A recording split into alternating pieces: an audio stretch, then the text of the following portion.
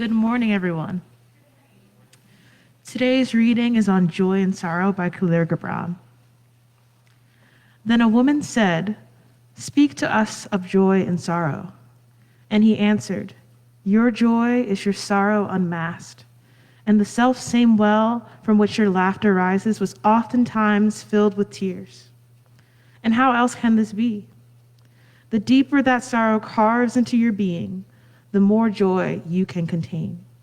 It is not the cup that holds your wine, the very cup that was burned in the potter's oven, and is not the lute that soothes your spirit, the very wood that was hollowed with knives.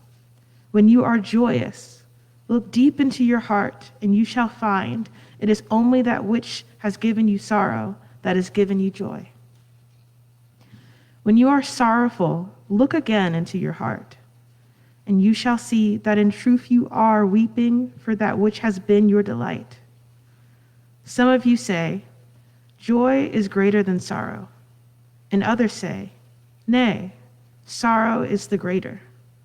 But I say unto you, they are inseparable. Together they come, and when one sits alone with you at your board, remember that the other is asleep on your bed. Verily, you are suspended like scales between your sorrow and your joy. Only when you are empty are you at standstill in balance. When the treasure keeper lifts you to weigh his gold and his silver, needs must your joy or your sorrow rise or fall."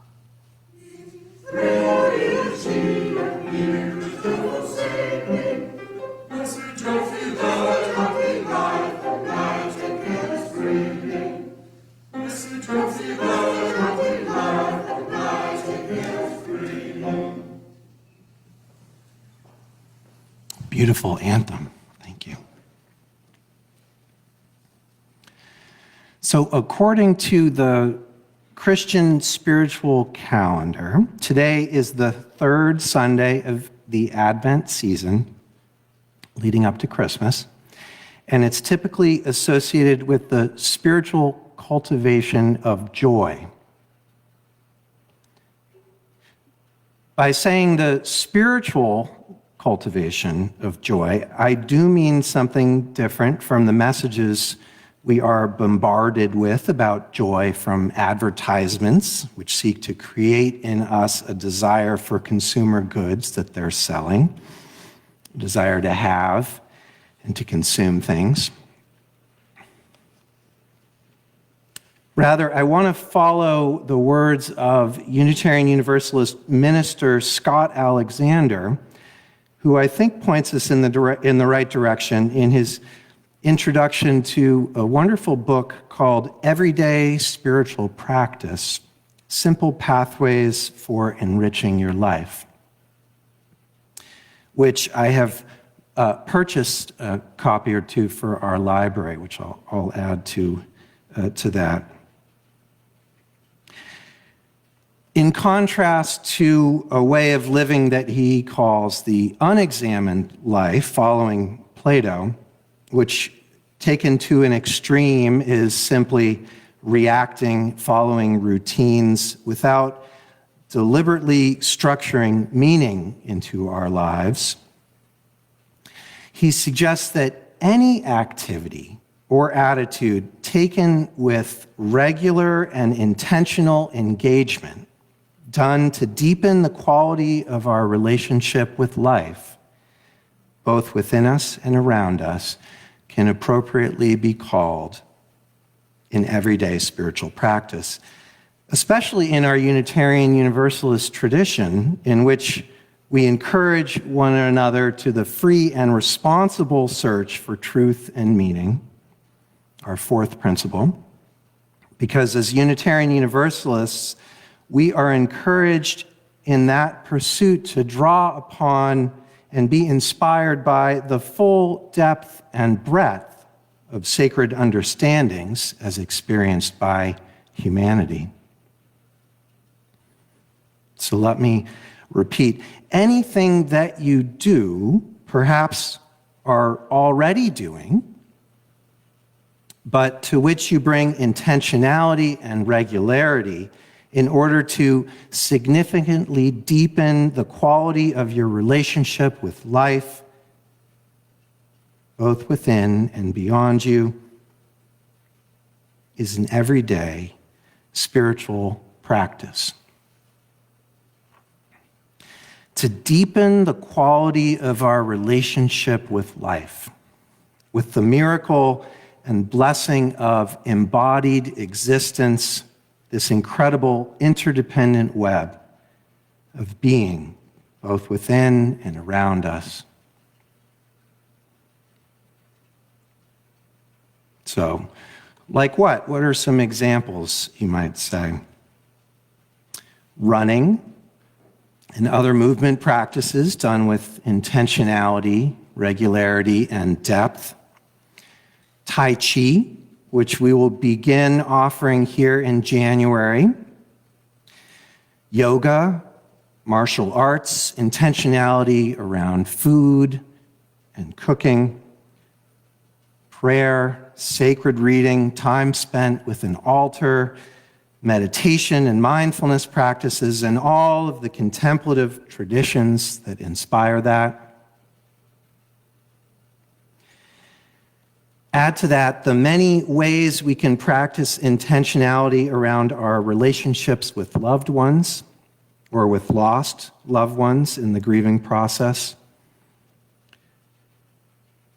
Quilting, gardening, cooking, art, poetry, and all the creative endeavors which I have seen to be more and more important in this congregation than in others I've been a part of, as art and creativity of all kinds so often allows us to reconnect with parts of ourselves, integrate parts of ourselves, experience and become more whole. Singing and music, which perhaps belongs in the creative category as well as in the category of worship.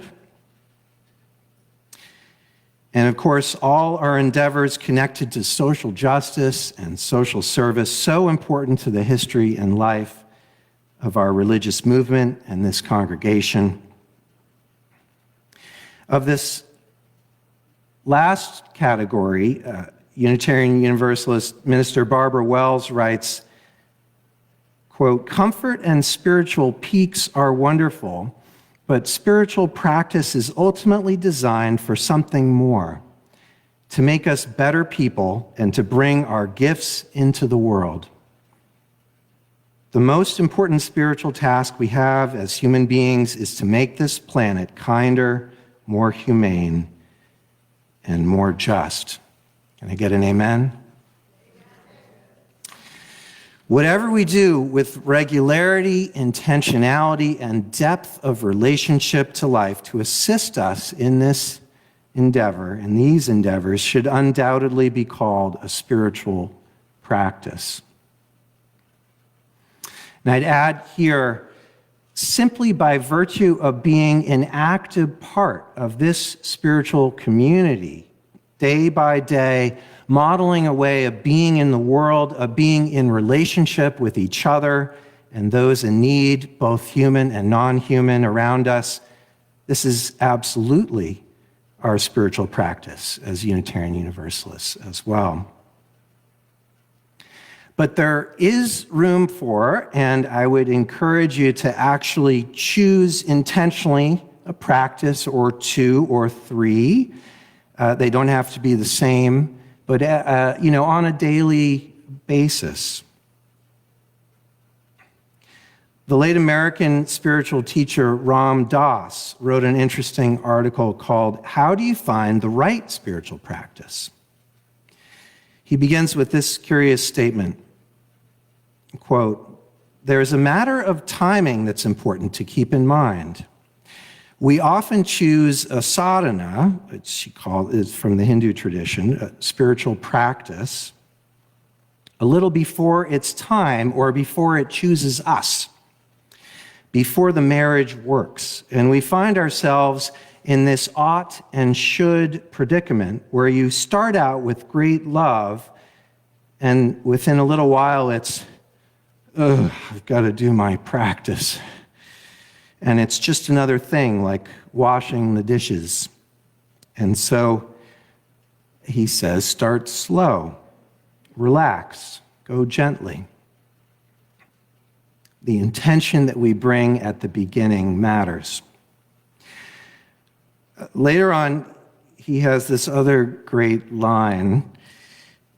The game, he says, is to flip the sense that rather than being in the world and then pursuing a spiritual experience, to take the perspective that you're really a spiritual consciousness playing in the world. I like this idea. A spiritual being made of the same stuff as the stars, sharing that incomprehensible divine spark of consciousness, having a human embodied experience in loving relationship with ourselves and others in this world. Let's do that. He also points out you can't assume that the practice you found, when you found one, is the practice that's going to last you for the rest of your life. As many of you know, I jumped into meditation and South Asian spiritual practices with 2 feet when I was 18 years old. And I thought that was it. I was good to go, you know. Yet it became clear a decade later, and then even clearer 2 decades later, that the spiritual practice of meditation was not the end-all and be-all for me, the answer to my spiritual needs. And to be a part of a beloved spiritual community like this one, that encourages me to continue to evolve as I see fit, while remaining committed to creating a better world together, was and is more essential for me. Being a Unitarian Universalist allowed me to, and allows me to do something that was scary at first for me, which was to ungrasp little by little the way I was holding my practice of meditation, and to begin to reach out and engage in some other paths, some other spiritual practices, as I mentioned. And these days, I'm still engaged in meditation, and actually I'll be offering regular meditations this winter at a time to be determined in a poll that you can find in the weekly update. But I'm developing also a new pillar, a new practice, a way of engaging in connection with the earth. I've brought my meditation practice outside. Even during the winter, I'm bundling up, and I've created what's known as a sit spot, where I just will sit in a particular location, the same location, and moving out of my head into my senses and connection with earth. As well as some other earth-based spiritual practices that I've been pursuing for healing emotionally and spiritually, releasing to the earth and sky. These are providing me with a functional experience of union with something greater than myself, with the earth, which I think can be another way of testing whether a spiritual practice is working for you. Is it creating an experience of union that's emotionally fulfilling overall with something greater than yourself? The emotions are part of what it means to be an embodied human being, and an important part of spiritual practices. Ultimately, Ram Dass makes the point that once we get drawn in deeply to spiritual practice, however that shifts and moves around and fits together like a puzzle, all practices become the same practice. How could this be? He doesn't answer it. I might put it this way. They become the same in that they answer the question in an embodied way. How do we go about being in this world and expressing our care and respect in deep relationship with the miracle of life, both in ourselves and the world around us, moment by moment, to give of ourselves generously and find joy in this process, to bring our whole selves so that there may be soul-satisfying pleasure in the way that we live out our faith in this world. The late Zen master Thich Nhat Hanh, in a discussion about spiritual practice, famously said, "The miracle is not to walk on water. The miracle is to walk on the green earth in the present moment, to appreciate the peace and beauty that are available now. It is not a matter of faith, it is a matter of practice," end quote. So, friends, I invite you to think about those activities in which you're already engaged, to which you might be able to perhaps bring a little more intentionality and regularity and depth.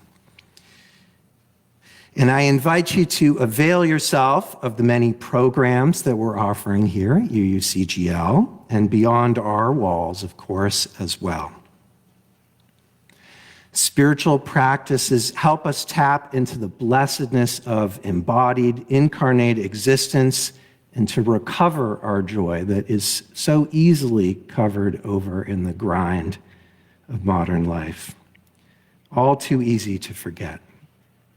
It doesn't have to be the same practice every day, and we can change our practices over time. That is one of the freedoms that our faith tradition offers. So long as we commit to our own spiritual development, to finding truth and meaning.